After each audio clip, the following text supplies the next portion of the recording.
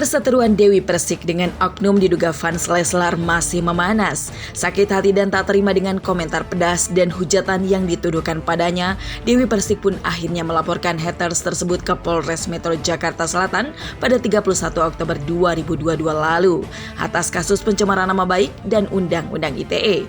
Sedangkan di sosial media sendiri tengah diramaikan dengan video yang diduga pelaku yang telah menghina DP.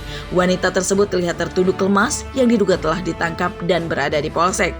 Sayangnya, belum diketahui secara pasti identitas dari orang yang telah dilaporkan DP bersamaan kuasa hukumnya Sandi Arifin.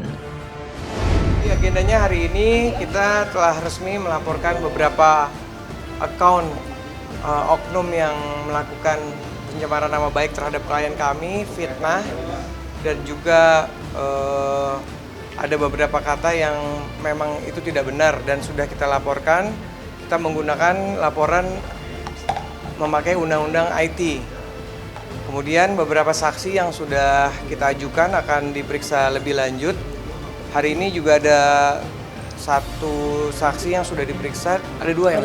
Ada dua juga sudah diperiksa. Kemudian nanti untuk sisa tambahannya akan kita lanjutkan mungkin dalam waktu minggu ini akan segera kita hadirkan. Ya kurang lebih seperti saya sampaikan ada beberapa, 3 sampai kurang lebih.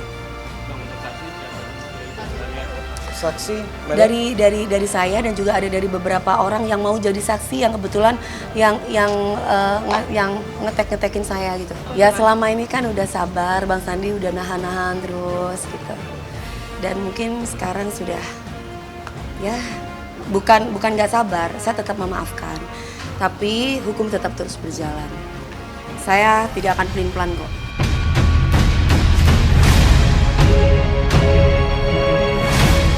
Dewi Persik menegaskan bahwa dirinya tak akan pelin-pelan dalam kasus yang dilaporkannya.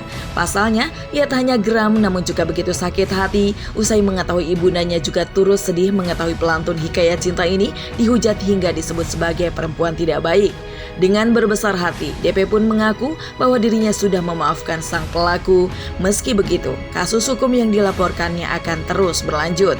DP seolah ingin memberi pelajaran agar tak mudah untuk menghujat orang lain dan juga bijak dalam menggunakan sosial media. Saya sudah memaafkan, tapi kan hukum terus berjalan. Setidaknya udah cukup. Jangan pernah bilang mentang-mentang punya duit. Jangan pernah bilang kayak begitu. Saya nggak punya duit kok. Saya dapat duit juga kerja. Pagi, siang, malam. Kalau kalian lihat sehari saya bisa 2 jam kerja. Yang lain tidur saya kerja. Jadi kok bisa mentang-mentang punya duit? Emangnya polisi dibayar? Nggak ada saya bayar apa-apa. Tapi di sini hanya bentuk saya sebagai warga negara yang baik.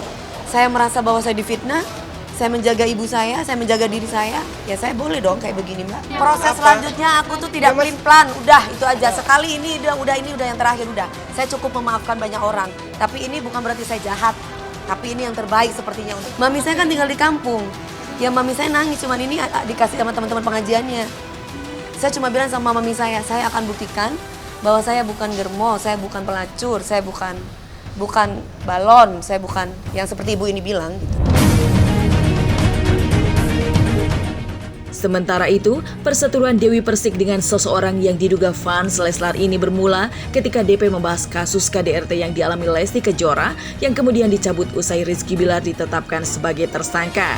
DP pun mengkritik keputusan Lesti tersebut, namun ia pun menegaskan jika lebih mengkritik kasus KDRT-nya karena dia pernah mengalami hal serupa. Sejak itu, DP justru diserang dan dihujat oleh netizen. Merasa difitnah, DP bahkan sempat mengadakan sayembara hingga menghebohkan publik, di mana jika ada orang yang berhasil menemukan sosok ibu yang menghina dirinya akan diberikan hadiah sebesar 100 juta rupiah. Tak sampai 1 hari, DP ternyata berhasil mengantongi identitas dari wanita tersebut. Sayembaranya udah ketemu kan alamatnya? dapat. Orangnya udah dapat semuanya. Masih dalam tahap penyelidikan katanya masih. Ya. Oke. Kan harus melalui prosedur dulu. Semuanya ada prosedurnya, bukan kita tidak tahu orangnya di mana katanya, tapi harus melalui prosedur. Sebagai warga negara yang baik, saya harus melaporkan kepada pihak yang berwajib. Kalau misalkan saya asal-asal kucur-kucur datang, kata Bang Sandi, nanti akan salah lagi kalau nggak pakai polisi. Jadi tetap harus pakai polisi, walaupun kita sudah tahu alamatnya di mana, orangnya siapa, dan mengikuti prosedur yang ada sebagai warga negara yang baik.